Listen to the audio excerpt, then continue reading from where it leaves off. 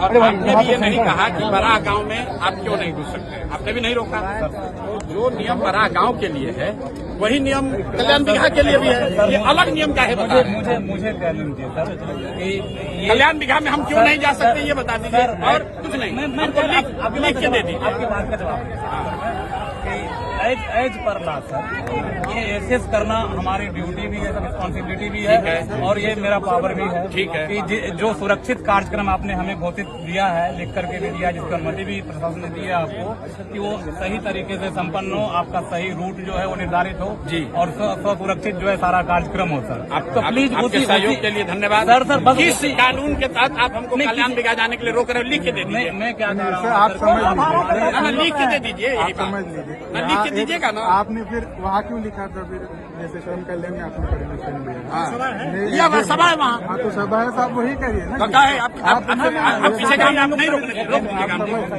आप रोक दीजिएगा सर मेरी बात आप हमको रोक दीजिएगा। आप भी एसडीएम है, तो आप यहाँ हमको गाँव में हमको आने के लिए आपसे परमिशन लेना पड़ेगा। आपने कहा नहीं, आप एसडीएम हो तो आप परमिशन तो लॉ एंड ऑर्डर होगा तो आप कौन जिम्मेदार है?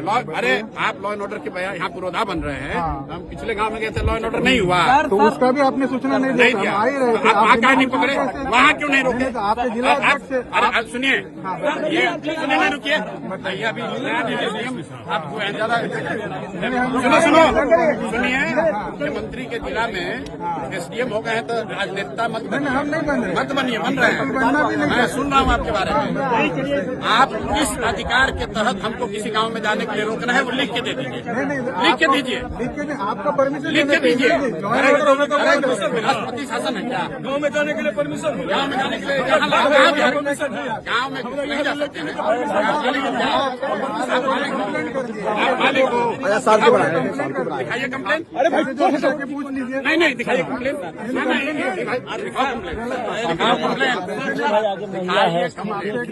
बिल्कुल मैं आपसे बहुत इज्जत से बात कर रहा हूँ, दिखाइए कंप्लेन। नहीं, अगर किसी गाँव वाले ने, देखिए मैं इतने देर से रुकनान से बात कर रहा हूँ, ये सुनो, रुकिए, माइक हटो। अफसर होने का रुआब दिखाने का आदत आप लोग को लग गया है, समझे ना, और आपसे कम पढ़े लिखे और अफसर नहीं है हम रोज पूरा बिहार में घूम रहे हैं, आपसे पूछ कर नहीं घूमेंगे। अरे आप अभी आपको इतना नहीं पावर सरकार ने संविधान ने दिया, क्या आप रोक लीजिएगा? नहीं बेकार दिमाग मत करो, आप रोक लीजिएगा, आप रोक लीजिएगा, सही बात आप हमको समझाओगे। डीएम साहब से बात करो, प्लीज, अगर आपको उलझना है, नहीं सर क्यों उलझना चाहते हो आप? इससे बचाना आपका भी काम आपको दिक्कत ना हो जाए इसलिए। अरे हमारी दिक्कत है, चिंता मत करो, आप लिख के दे दीजिए, हम चले जाएंगे। तो जो मांग रहे हैं वही कीजिए ना, लिख के दीजिए, कहाँ चीज कर लिख रहे के हैं दीजिए, हम लोग, लिख के दीजिए, तो कर रहे हैं, अकेले भी हम चल जाएंगे। नहीं कोई नहीं बात, पीछे हो जाइए, हम आप काम कर रहे हैं, हम छोड़ दें, कोई नहीं बात, आप दे दीजिए, आप दीजिए हमारे, आप बिहार के सर को दीजिए। लोगों को बुला के धमकी देते हो, धमकी दोगे? नहीं मतलब एसडीएम है, आप लोगों को बुला के पॉलिटिशियन बनना चाहते हैं भैया, आप लोगों को बुला के धमकी दे रहे हो।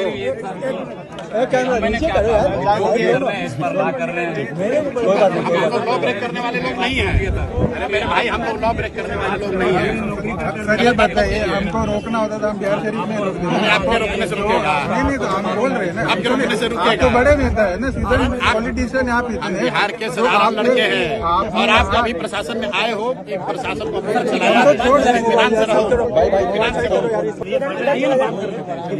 बात कर रही है तो आप लिख के दे दीजिए, के दे दीजिए, लिख के दीजिए, जो भी लिख कर दो, लिख कर दो, आपको 6 महीने बाद हम ही लोग आ रहे हैं, लिख के दो, नौकरी चली जाएगी, लिख के दीजिए, कानून बात कर रहे हैं, लिख के दीजिए। तो आप तो नेता, हम थोड़ी कुछ ना, अरे भाई आप लिख के दीजिए, क्यों नहीं जा सकते?